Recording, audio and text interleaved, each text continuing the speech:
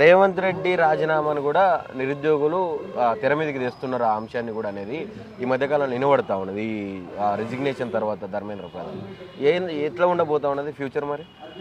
ఇంకొకటి దీనిపైన చాలా ఒక మంచి ఇక క్వశ్చన్ మీరు లేవనెత్తారు. దీనిపైన చాలా క్లారిటీ ఇవ్వాలి.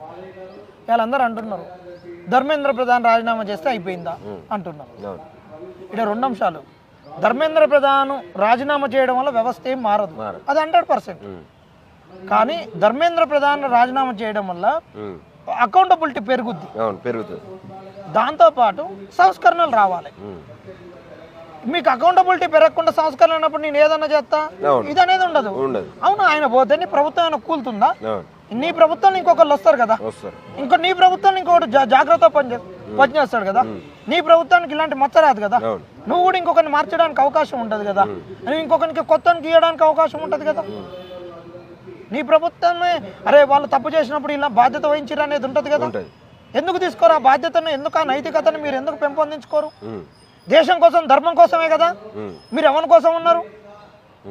అలాంటప్పుడు మీరు ఎందుకు చేయరు? మళ్ళీ తర్వాత చట్టం తీసుకొని రారి. చట్టంలో చాలా పకడ్బందీ అంశాలు పెట్టి ఓడొద్దంటున్నాడు.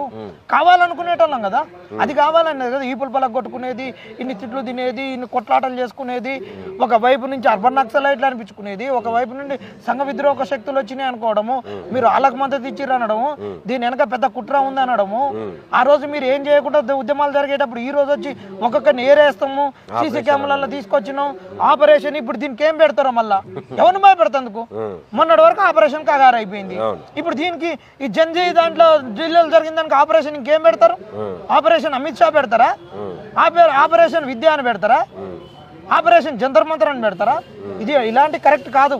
బరాబర్గా నిలదీస్తాం. మరి ఆ రోజు కాంగ్రెస్ వాళ్ళు మరి అప్పుడు ఢిల్లీలో చేసినప్పుడు కూడా 2012లో మరి అప్పుడు మీరేం చేసారు?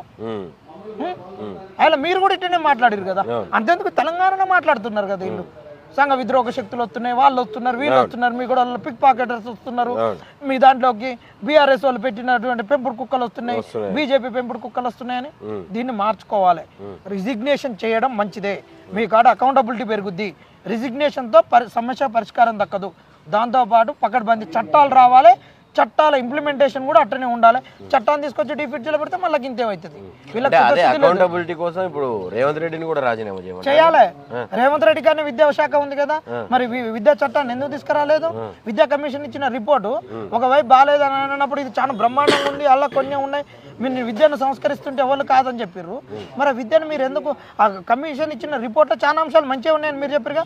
నేను కూడా చాలా మంచి అంశాలే ఉన్నాయి. ఫీజు స్ట్రక్చర్ పైన ఇచ్చిన సూచనలు మీరు ఎందుకు పాటించట్లేరు? ఎందుకు కామన్ స్కూల్ ఎడ్యుకేషన్ తీసుకురావట్లేను? ఎందుకు తీసుకురావట్లే? ఎందుకు ప్రైవేట్ స్కూల్ ఓపెనింగ్కి నువ్వు పోతున్నావు? ఎందుకు ప్రైవేట్ స్కూల్లో ఉన్నాయి? బీజేపీ వాళ్ళు కూడా ప్రైవేట్ స్కూల్ ఎందుకు, కార్పొరేటెడ్ స్కూల్ ఎందుకు నడుపుతున్నారు? High-end schools, high budget schools, మామూలు స్కూల్సా? ఢిల్లీ పబ్లిక్ స్కూల్లో నువ్వు చదివియాలంటే నువ్వు సంవత్సరం మొత్తం పనిచేసినా నీ పిల్లలకు నువ్వు ఫీజు కట్టించుకోలేవు తెలుసా? భార్య భర్తలు పనిచేసిన ఒక కామన్ మ్యాన్ చదివించుకోలేడు. మీకు సిగ్గు అనిపించట్లేదు అంటున్నాం బీజేపీ వాళ్ళను. మీ పార్టీలు ఉన్న వాళ్ళు అలాంటి విద్యా సంస్థలు నడుతుంటే మీకు సిగ్గు అనిపించట్లేదు అంటున్నాం. అన్ని పార్టీలు కూడా విద్యలో సంస్కరణలు తీసుకురావాలి, ఆరోగ్యంలో తీసుకురావాలి.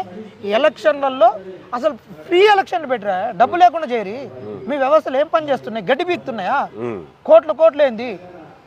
ఇది మేము కోరుకునేటటువంటిది. రాజీనామాలు చేయాల్సిందే, అకౌంటబిలిటీకి ఉండాల్సిందే, చట్టాలను పకడ్బందీ తీసుకురావాల్సిందే, ఇంప్లిమెంట్ చేయాల్సిందే.